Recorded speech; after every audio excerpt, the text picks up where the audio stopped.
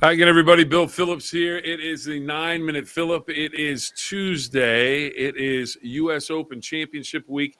The 124th U.S. Open Championship will be played at Pinehurst #2. Last year's champion, Wyndham Clark, wins in 2023. But who is the next U.S. Open champion? And it has one of the most famous golf courses in the world, one of the toughest golf courses in the world.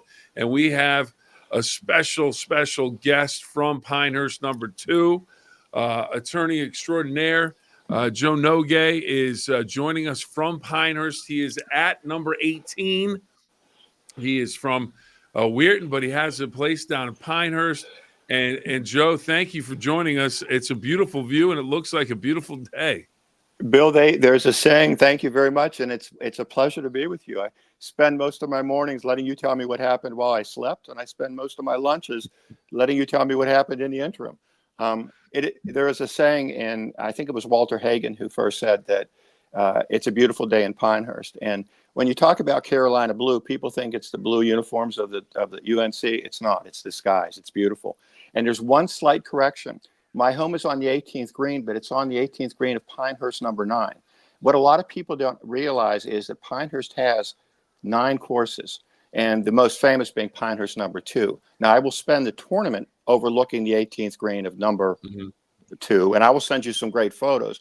But behind me is the Jack Nicklaus signature course, which is Pinehurst #9.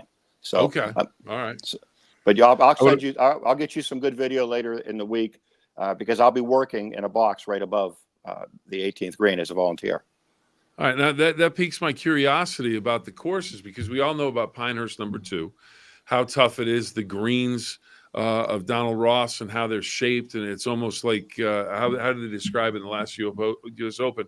Like you're putting on the bottom. If you turn a bowl upside down, and you have to put on the bottom. But are there grades to each course that's down there? I'm sure they're all absolutely sensational, but is there a pecking order of the toughness of all the courses? Yes, there's Pinehurst #2, then there's everyone else. But Pinehurst #4 also hosted the U.S. Amateur. They played when we hosted the Amateur a few years ago. The amateurs played it both on 2 and in 4, and I think it was 4 shots harder on #2. And you're right about #2 because the joke is that Donald Ross buried a whale in each of the greens. And so the caddies down here all have it saying, they say, you don't start clapping until the ball stops rolling. You'll see people this week, Bill, literally putt off the green, because I've done it. Absolutely. I remember the last Open there. And of course, we talked briefly yesterday about the Open and about Payne Stewart. The statue that was near, I believe it was near the 18th green where he won on his last putt. But you say they've moved it; it's a different configuration. They've made some tweaks to the area. Yes, the Pinehurst, the Payne Stewart statue was right beyond the 18th green, and it was probably the most photographed area of the entire courses.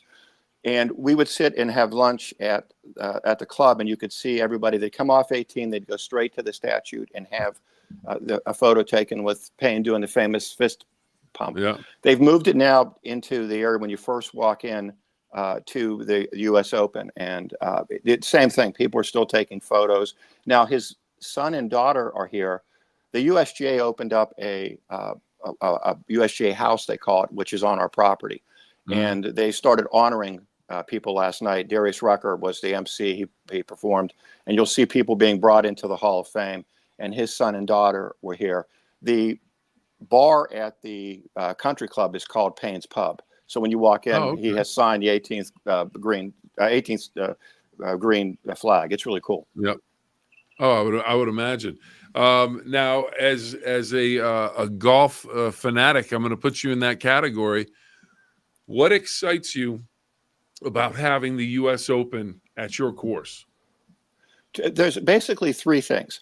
One is that people will get a sense of how beautiful and difficult #2 is, because when you look at Donald Ross is sort of a genius. When you stand on the tee box, you look at the course and it's visually, you think, okay, I see the fairway, I can hit it onto the fairway. What you don't realize is that there are subtle slants to the fairway. and we don't have rough on number 2. There, when Core and Crenshaw did the redesign before the last Open, or they took aerial photos from Fort Bragg, which is probably 40, 50 miles north of here from after World War II.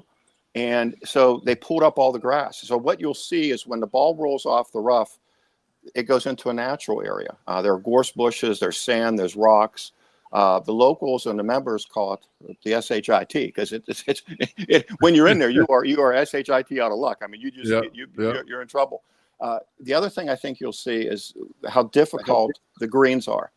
You'll see the joke is Pinehurst is the only place where a putt can break uphill. You'll see these greens and you'll say, like, how did that putt break that way?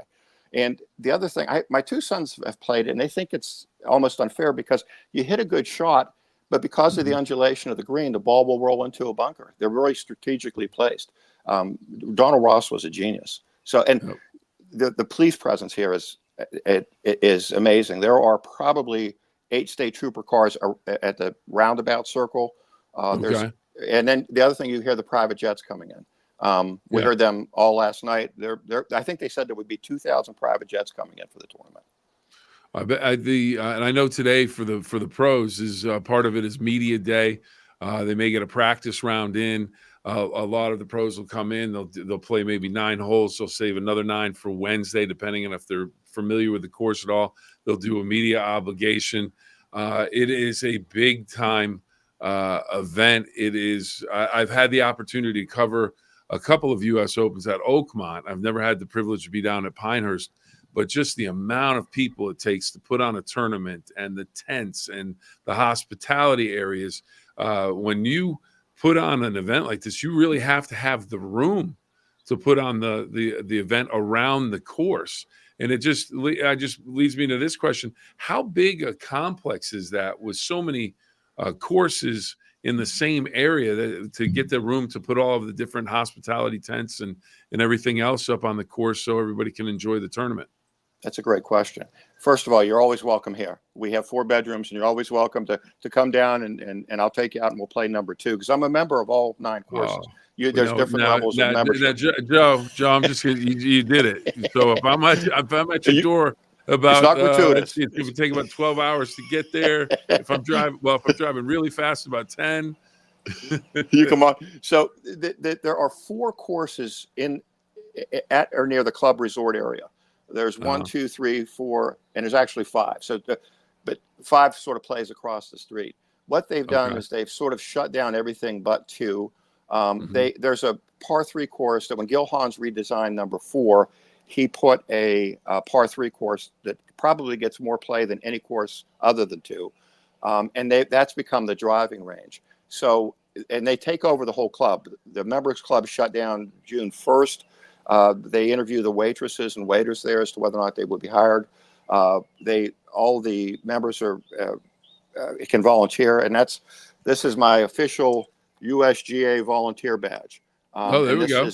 So I will be assigned. I was assigned to corporate hospitality, and that's where I was telling you I'll be in that box right above the 18th green, overlooking everything. I start tomorrow. I work tomorrow morning, Thursday morning, Friday morning. Then I'm off Saturday for my wife's birthday, and then Sunday I go back and I'll be in that box between 2:30 and 7. So I'll see them crown the champion. That's fantastic. Now I have to ask you if you've played number 2. Yes.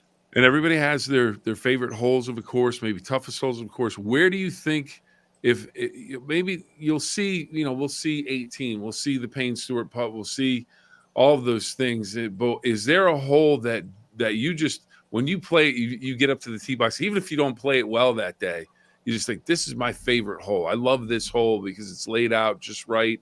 It might not be the signature hole, but it's just for you. Which hole should we be looking for to go, that's the one Joe told us about? So I have played number 2 probably 100 times. And each time I play it, I appreciate it a little bit more. The hole that I want you to watch is number 6. It's a par 3, but the caddies down here call it the shortest par 5 in Moore County. Because if you're in the wrong spot, and I was on it, and I had a caddy, and he gave me a read of a putt, and I putted it off and into the bunker. And he looked at me and he said, "Mr. Noga, you're a grown-ass man. You don't got to listen to your mama no more, but you got to listen to me when I give you a read." I said, "Willie, I listen to you, man. I'm a bad putter."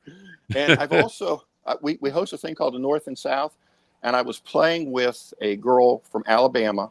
They let members play to show them the course. And she got to that hole, and the caddy told her, play to the fat of the green, don't take on the pin. And her dad was with them and said, take on the pin, you can do this. And she ended up in the bunker. And so you got to listen to him. But you'll like 18 because it plays uphill, and it's a subtle dog leg. Number 9 is fun. That's the one where Michelle Wee out of a bunker hit a really great when we hosted the Women's Open. We're the only course to host the Men's and Women's Open in the same year. And Michelle Wee was sort of dead. She faces up toward the top of the bunker. Everybody said, "Where's she aiming?" She hits it, spins it down, makes the putt. They're just, so it'll be fun. There's a lot of holes, and you asked me which one causes me the least grief. Probably is the better question, because it wears you out mentally and physically, Bill. Honestly, when you play it, you come off there and you're like, I'm drained. It's hard. Especially walking the course.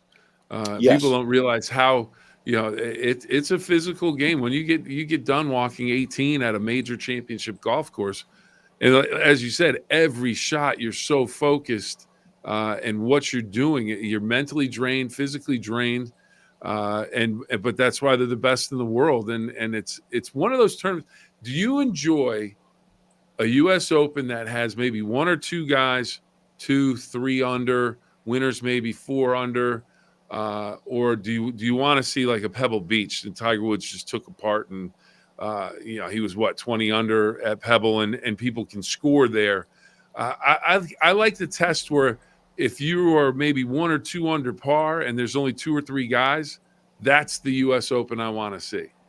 And I agree with you. And we like to see them humbled because we all are humbled on a golf course. Oh, all the time. But they putt greens that we're not going to see. They putt like Martin Keimer won the last time we hosted. And the reason he won is he putted, if he was near the green, because they really shaved the banks. That's where John Daly infamously took, I think, an 11 on number 8, because he just kept trying to chip it up. And I guess his caddy kept saying, putt it. And he said, no, I'm going to chip it. So he was actually starring in Tin Cup with Kevin Costner that week. Oh, was he really? Oh my gosh! And Kevin Costner kept trying to hit the wood over the pond, and he couldn't do it. It's like caddy, all right, do whatever you want. Now I get the metaphor, and I love it. And you're right.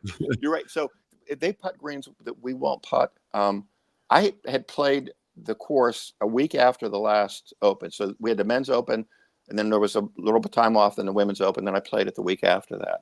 And it was almost unplayable because you hit a shot and you think you're great, and then it rolls into a bunker, it rolls off, and it's a very difficult, it's a totally different course than what we're used to playing. All right. Well, the great thing is if you have, Joe has told us if he has an opportunity, he's going to get some pictures for us, get some absolutely shots, and looking forward to showing that on the Sunrise Show, midday show. I want to remind everybody coming up this weekend, you can watch the U.S. Open on WTOV9 throughout the weekend. It's going to be absolutely sensational. One of the great sporting events each year in the world of sport. So now let's break it down, because I know you're down there, the course, you have all the inside information. I'm sure you're watching the PGA Tour and you're seeing all the guys play. Who are we going to put in that favorite role? Which player do you think comes up with the goods this weekend? So my nephews, my sons, my brother and I, and my brothers-in-law, we have we call the No Gay Boys text chain, where we sort of text back. And we all picked. I picked Scotty Scheffler, and not just because he's a great. I met him at Colonial. I spent a lot of time in Texas. I do work for oil and gas companies, and I met him and Jordan Spieth, and he was a gentleman's gentleman. Spieth was also, and so he's just got. You've got to be able to control your irons. You've got to be disciplined, and you got to be able to scramble. I played with a kid who made it to the semifinals of the North and South. UNC kid, really good player. And Bill, honestly, he was so good. I said, "Are you going on a tour?" He said, "Oh, no, sir." He said, "I'm going to go work at my dad's insurance business." And I said, "Really?"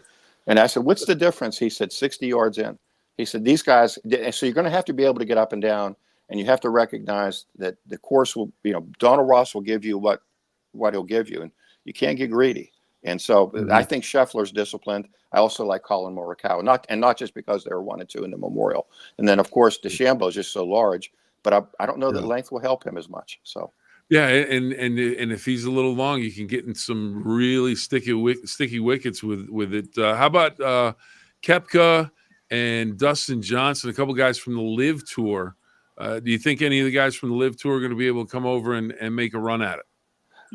I followed Dustin Johnson when he won the Open at Oakmont. My son and I followed him. We followed Jim Furyk for a while, then we followed. So we love probably Dustin saw Johnson. each other at that tournament. I grabbed him off the side of the 18th green for an interview, and I just remember I jumped over a photographer and I said, "Dustin, we're live in Pittsburgh," and he looked at me and went, "All right," and he started talking. I thought, "This is fantastic," and I remember, I'm sure you know the name Sally Wiggin, who worked up in the Pittsburgh market. She said, "Are you really going to try and get him for an interview?" And I said, "I have one job to do today. We have a special at the end of this. I have to get the winner."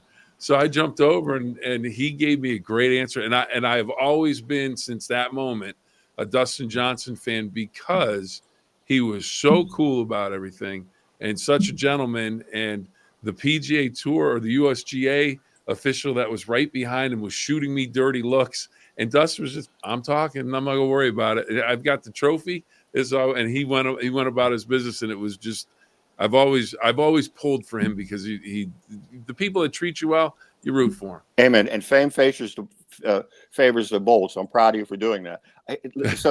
Dustin brings up an interesting point, because if you remember at Oakmont, he was coming off the Whistling Straits fiasco where he grounded his club in what he thought was a waste area.